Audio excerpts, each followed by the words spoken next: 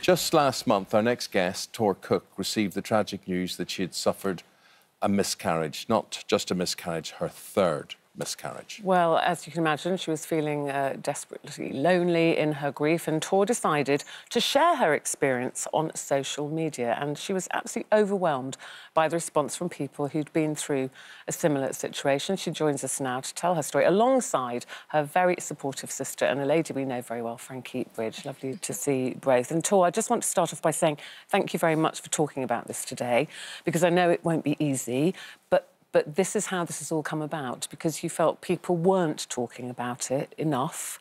And after your third miscarriage, you know, tragically lost your third child, you thought it's time to kind of share this, and you've been overwhelmed by the response. Yeah, 100%. Every time I told people about it, I knew people that had 1 or 2 miscarriages, but I didn't know anybody that had 3. So when it came to our third, it hit home a lot worse. And I just thought every time I tell people, they're so shocked, they can't believe it. Nobody really knows much about miscarriages. So I was sat at home and I just thought, I need to kind of talk about it somehow. So I wrote it down and I thought, well, Instagram is probably the only place that I've got the most followers. So I thought if I can write it down and let people know that other people are going through it, and if just a few people see it, then that makes it better.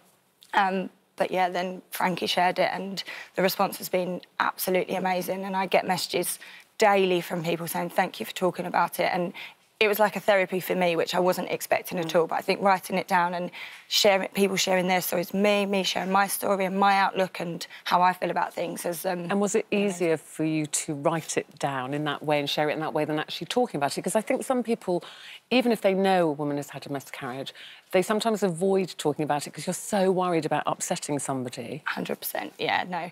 I've been quite open about talking about it, but I do think the response from people is quite hard, whereas if you can write it down and they can send you a message, and people have said, I haven't told anybody, I'm just messaging you, which if they can tell one person and it's me, then I'm fine with that, and I've tried to reply to everybody. What about telling your sister?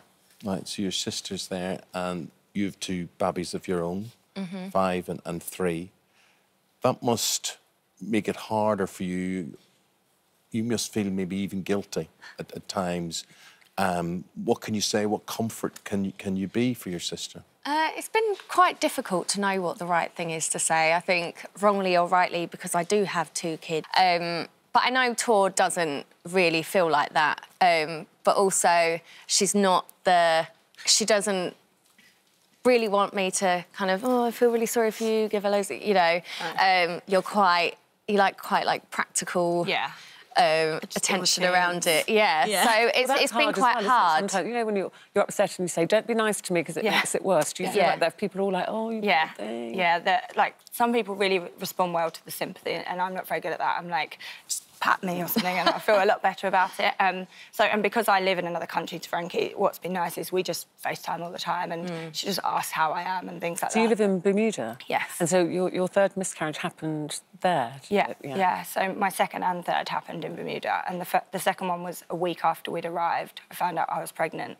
So it's getting used to a new country, not knowing anybody. We hardly knew anybody on the island, never been to the doctors, the hospital, and having to kind of register and go through all of those things, which, again, was really hard. I think sometimes people also forget the partners in this. Your husband, James, how has he dealt with all this, and how have you been able to support each other? Because you're both grieving at the same time. 100%. He is amazing. He comes to absolutely everything with me.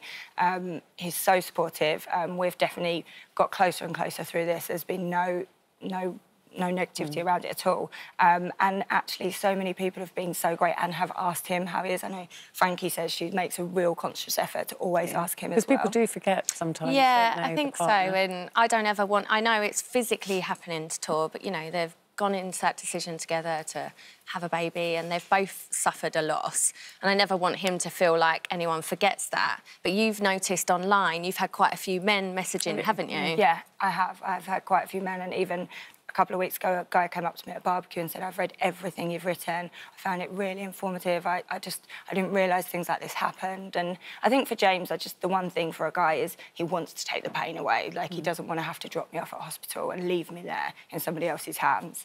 And I think that's probably the hardest thing. How surprised were you, Frankie, when you saw Tor's post?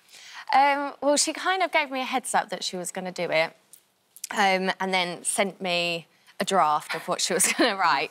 And I was really surprised because she's always quite enjoyed... People always say to her, oh, don't you want to do what Frankie does? And she's always like, no, I get the benefits without actually having to do anything. Yeah. So I was really shocked that she'd chosen to go down that route, but also just so proud because she is quite chilled and laid back with her emotions. So although we're really close, when she told us about the third miscarriage, she just kind of texted us and said, don't ring me. So then I didn't really know how to approach her after that or when.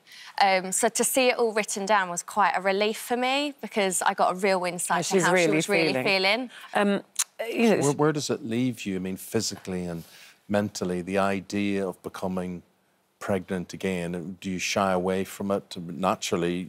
Yeah, I think we're having tests done at the moment to try and see if there is anything wrong that we can resolve. I'm definitely going to go straight back into it again and try again, but it definitely leaves you scared of what's going to happen because you overthink everything and you try and think positive thoughts because you want your body to be positive and hope for the best, but obviously in the back of your mind you're always thinking, is it going to happen again? What's going on, and etc. Well, as I said, I just want to thank you again for talking about it because you said people don't always, and then you sometimes can feel alone and think it's just happening to me. Sadly, 1 in 4 pregnancies end in baby loss, and as you've seen with the response you've had from people, it's almost like people are waiting to talk about it, and that's what we're going to do today with our phone-in.